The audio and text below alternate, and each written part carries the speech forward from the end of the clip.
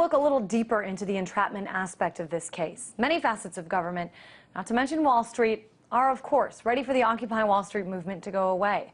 And as Marina mentioned in her report, it's not just these so-called dirty hippie disruptors of the peace being targeted. Since 9/11, hundreds of Muslims have been targeted as well, with similar tactics, like using so-called informants, oftentimes sending them into mosques to try to forge relationships and get information. Now, this continues to go on, and quite often, there's really just a fine line between a plot being thwarted and one being orchestrated by the FBI or the CIA or whomever. Joining me now to talk about this is Sahar Aziz, Associate Professor of Law at Texas Wesleyan University. Hey there, Sahar. We heard in this report, from a former FBI informant who said he was trained to orchestrate some of these. This is standard practice. Does this surprise you?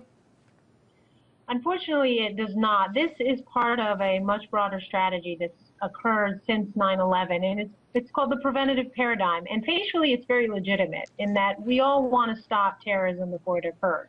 And terrorism can kill hundreds, if not thousands, if not tens of thousands of people. The problem is how you go about implementing that preventative strategy. And so, on the one hand, what you could do and what you should do is, if there is an existing plot, you stop it.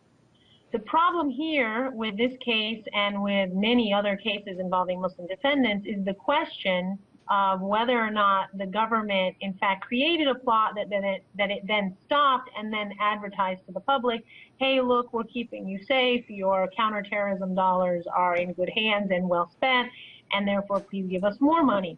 So, and that's a question nobody knows the answer to in some cases. In other cases, I think it's pretty clear that it's borderline entrapment.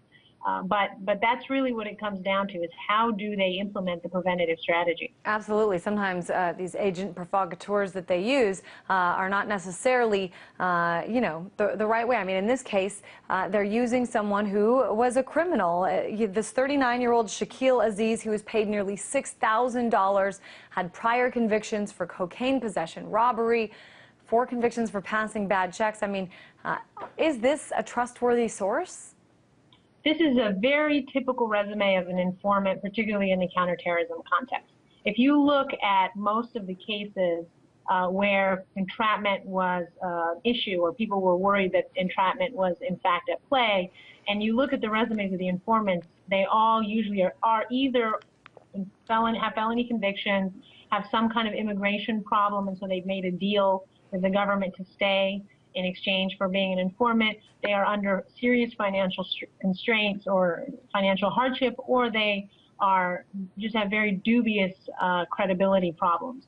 So what you have is people who already have no credibility that are abusing the system, and because the public is willing to unquestionably accept that Muslims in particular are willing to engage in terrorism and are inherently prone to terrorism, they don't go underneath, they don't go under the surface and ask, well, who was this informant and who actually started the plot and who led the plot, as opposed to just accepting it at face value. What's interesting about this Occupy case is how the race of the defendants and the identity of the defendants is going to come into play, because these are all 5 white males, and the tendency in the United States is if they see white males engaging in a terrorist plot such as Timothy McVeigh or the Unabomber or the like, the public tends to say, okay, this is one individual who is a bad actor, and that does not in any way shed light on how other white males or Christians are portrayed or behave.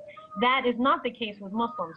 So I think what's going to be interesting is how the public, whether the public is skeptical or whether it accepts it at face value that, okay, they're accused of terrorism, so they must be terrorists, and we won't question the government's motives or this dubious use of this dubious informant. Well, a couple things about what you said, Sahar. And first of all, when this case first happened, when it first came out, it was very difficult to find anyone in the media call any of these guys terrorists, or even this a terrorist plot. And I wonder if the color of their skin may have had, something to do with that. But it's really interesting when you do see something like this. With the agency involved, whether it's the FBI or the CIA, they almost always make the case that the American people are safer now than they were before. What do you think about this argument? Well, again, I think the devil's in the details. It depends. If this was a plot that was already had started, even if it was at the initial phases, then I think I agree that they should stop it and they should arrest them. But there's a lot of questions and reasons for concern that this informant was the one who egged them on and triggered it. Now, with regard to the law of entrapment, which is an affirmative defense, meaning that the defendant has the burden of proving that he or she was, in fact, entrapped by the government. The defendant has to show that he or she did not have a predisposition, was not already predisposed to commit a particular crime, and that the government informant essentially convinced him or her that they should engage in the criminal activity.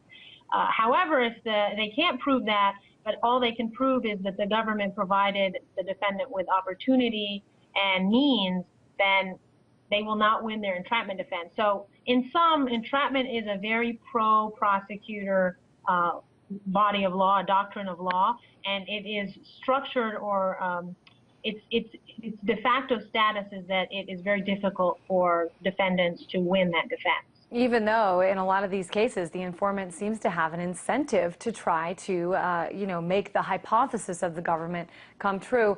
I do have to say, though, in this Cleveland case, one of the accused did buy 8 bricks of C4 and also mentioned that he wanted to blow up a bank. This, if I were in law enforcement, this would be, I think, in my opinion, a good lead, good evidence to go on. What is your response to that? Well, again, it's all a matter of timing. So if that person did that before the informant got involved, or before the informant essentially joined the conspiracy, then I do agree that this would not be entrapment, and this is essentially part of what I think is a legitimate preventive paradigm, in that the informant got involved before the plot actually came to fruition and then stopped it. The question is, was this essentially maybe a radical, ideologically radical person who sat around in the corner and expressed a lot of political dissent that was controversial or unpopular, but never really was serious or disposed to commit any violence, and then the informant came in and egged them on and essentially kind of pushed them to go out and buy the chemicals and pushed them to go out and take the act. That's where it's problematic. And I do want to note that there have been some cases in the past where there have been questions as to whether the informant, like the person, Mr. Montel in California, was actually tasked to go and egg individuals on. And coincidentally, or maybe not so much, is when they got to court, the recordings, the very initial recordings, were lost or absent.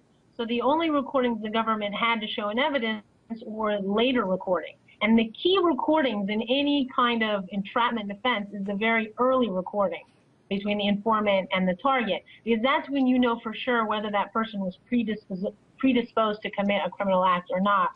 So that has also raised suspicions among some members of the public as to the government's motives when those recordings are missing. I think those are all really important questions. Hopefully they find the answers as they do dig a little bit deeper into this case. Sahar Aziz, Associate Professor of Law at Texas Wesleyan University. Thanks so much. Thank you.